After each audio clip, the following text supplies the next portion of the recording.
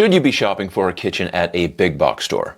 Well, aren't you going to get questionable quality, poor or improper design, and a messed up installation? Maybe, but maybe not.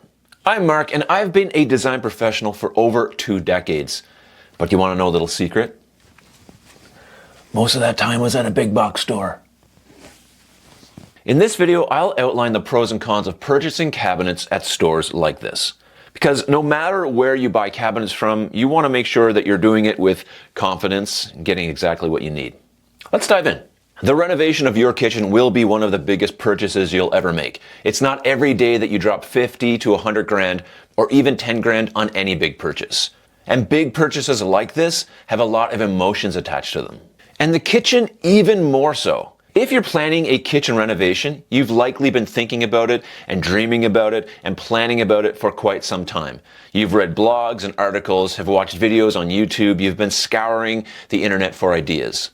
Pinterest is your new best friend. I mean, this is already a big investment and you haven't even spent a dime. When it comes time to spending that dime, however, big box stores do have some advantages.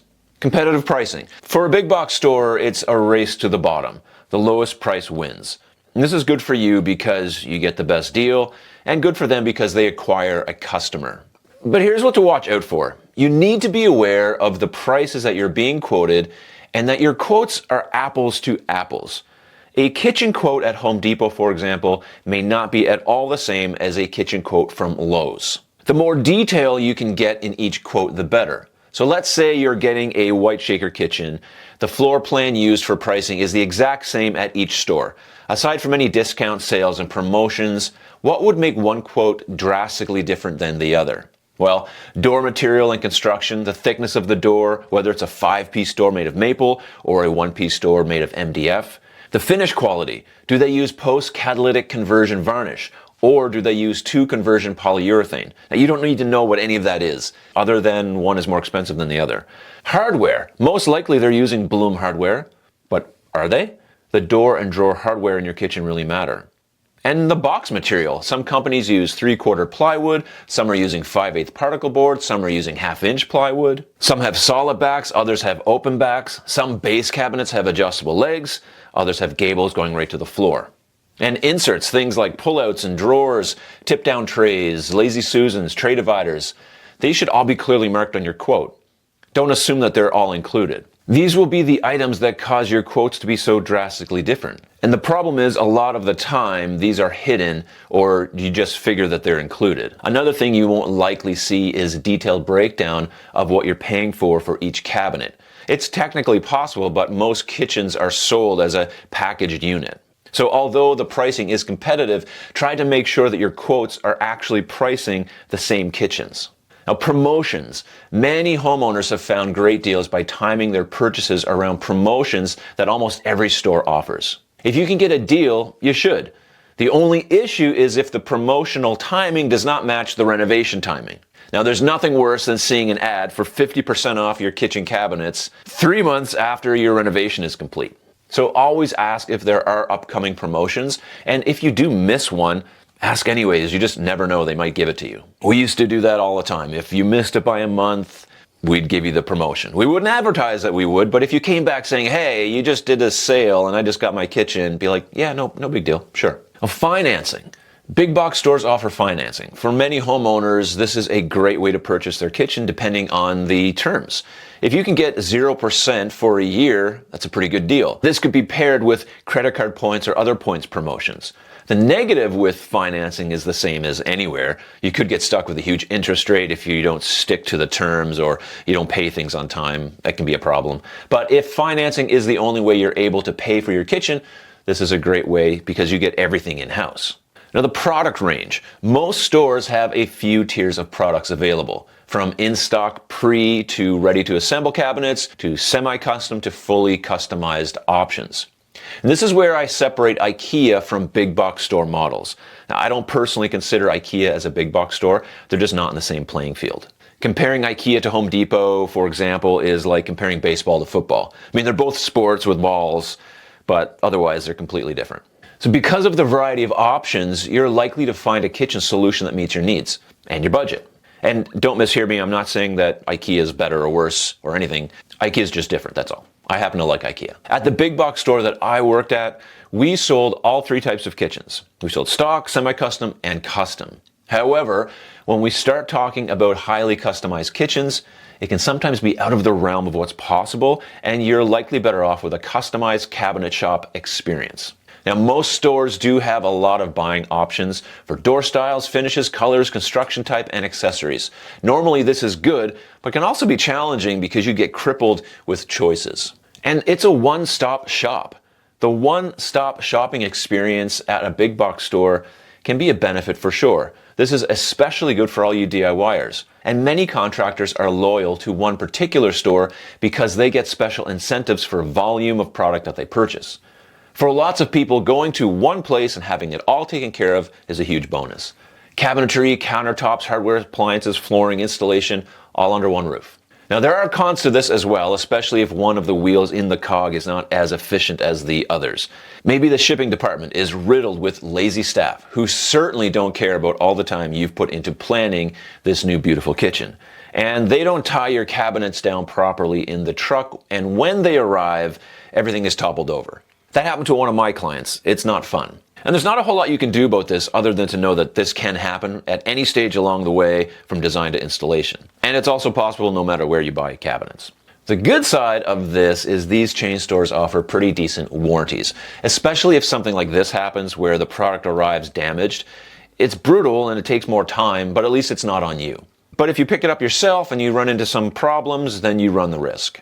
While these stores offer warranties, it's important to know the warranty of the cabinet company itself. Many stores pass off the warranty claims straight to the cabinet company. So who knows who you'll be dealing with when you get a hold of them, how long it could take, or what they're going to do for you. Plus, certain things are not covered under warranties. I've had a lot of clients call with a paint finish peeling on the sink base door. And guess what? That's water damage. And guess what else? That's not covered under warranty. But I'd give it to them anyway because the client's going to tell other people about their experience. And I want them to have a good experience from start to finish and after finish. But not every designer is going to do that, so read your warranty. And one of the biggest areas that can make or break your experience is the quality and experience of the designer that you're working with. Now, I mention quality because experience is not the only factor. I've worked with a lot of kitchen designers. There are lots who are amazing. They really know their stuff. They actually care about what they're doing and about their clients. Picture the island right here. Plenty of prep space and room for, say, a pie cooling station. I like the sound of that. Now, color. Sage, cream, or this pop of coral. Coral. Feels cheerful. Done. And brass pig. This is the best case scenario for you. These designers usually have a good reputation among clients and other contractors for being on top of their game. One guy I know here in my city is a legend. He's always pre-booked for up to a year at a big box store. That's unheard of. I've also worked with designers who could absolutely care less about you or your project. They are lazy and they have no business being in this industry.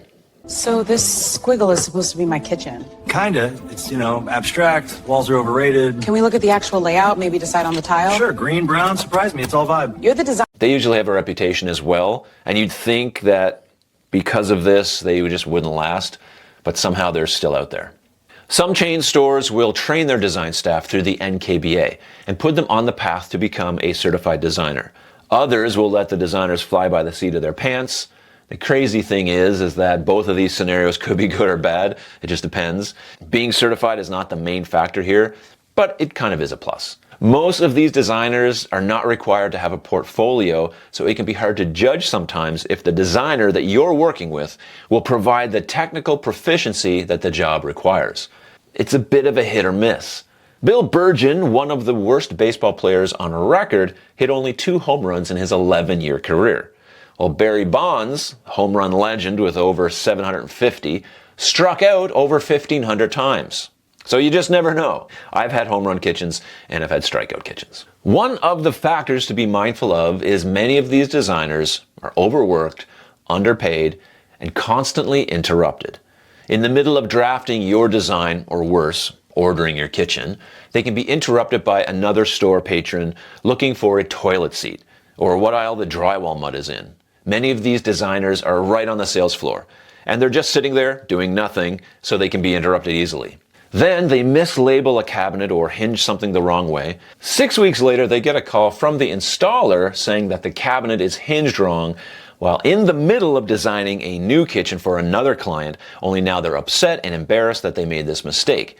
Leaving the new design, they have to go deal with this new issue pronto, only to get interrupted again by some other person looking for a toilet seat. And then you walk in fresh with your set of kitchen measurement drawings written on the back of your kid's math test, missing a bunch of information. And did I mention it's getting close to the Christmas cutoff, and these designers are running into a time crunch. So you can see how this could be a problem, right?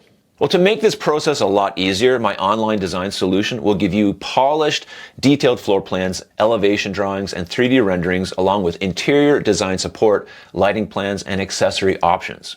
That way you can just drop that in the lap of any designer anywhere and cut down on a lot of these issues. This helps the store designer tremendously because we've done all the work for them, so it speeds up the process of getting cabinets ordered and installed. That's what we want. And it gives you the peace of mind that you're getting a highly functional design for your kitchen project. Check the link in the video description below for more details. One of the offers that most stores have is a free design service. However, ask them to give you that design so you can shop around, and you'll soon find out that it's not as free as you thought. It's copyrighted material, actually.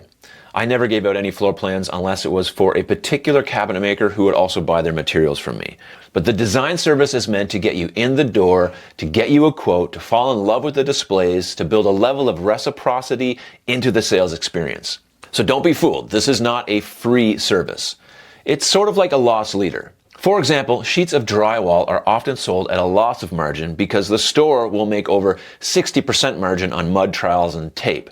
The low price gets you in the door. The free design does the same. If you purchase the kitchen, the store likely will make 35% of margin on your job, if not more.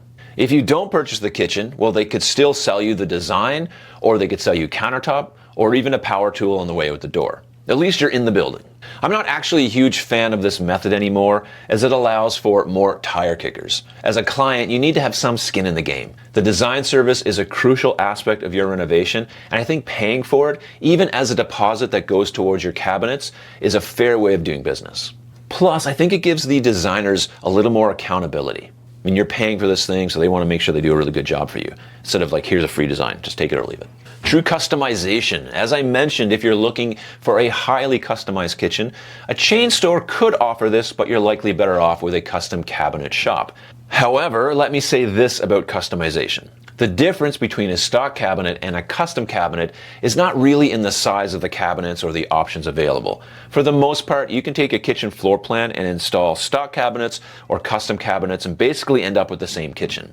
These standard sizes used in the industry allow for this, unless you're looking for exact custom sizes that don't fit into the 3-inch increments that almost all companies offer. Most of the customization comes in the form of accessories, door options, upgrades, accessibility options.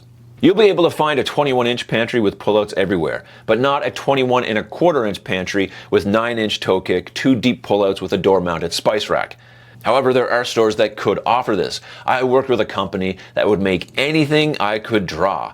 I'd literally send them a hand drawing of what the client wanted, and they'd make it. So highly customizable is an option that exists in big box stores. I competed for years against the biggest custom shop in my area. I'd get some jobs and they'd get some jobs, but the playing field was pretty equal. Now you'll pay for it, but you're going to pay for it wherever you go, so it doesn't hurt to ask. If your kitchen is using the standard dimensions, there's a great chance you'll be able to get everything that you want in a functional kitchen from a big box store. Let's talk about installation. I normally always suggest having your kitchen installed by a professional. They've likely done it before. If they show up and it's their first job ever, then maybe I'd have an issue with that, but at least the responsibility is not on you. Installers can be good or bad as well. I've worked with great installers over the years, really great, and some that were not so great. It's just a fact of any industry. However, these stores normally don't hold on to bad installers for long. It's not to their advantage to have a poor reputation. And although the installer is likely a subcontractor hired by the chain store, the client sees it all as the same. So they want to have good people working for them, hopefully. Big box stores are neither good nor bad, just one of the options that homeowners can choose. I've personally had a great experience not only as an employee designing and selling kitchens, but also as a consumer purchasing kitchens. Considering the things I've talked about in this video, hopefully you'll be able to ask the right questions to help you decide on whether or not you'll purchase your next kitchen at a big box store. But I'd love to hear about your experience, either good or bad. If you've purchased a kitchen at a big box store, please let us know in the comments.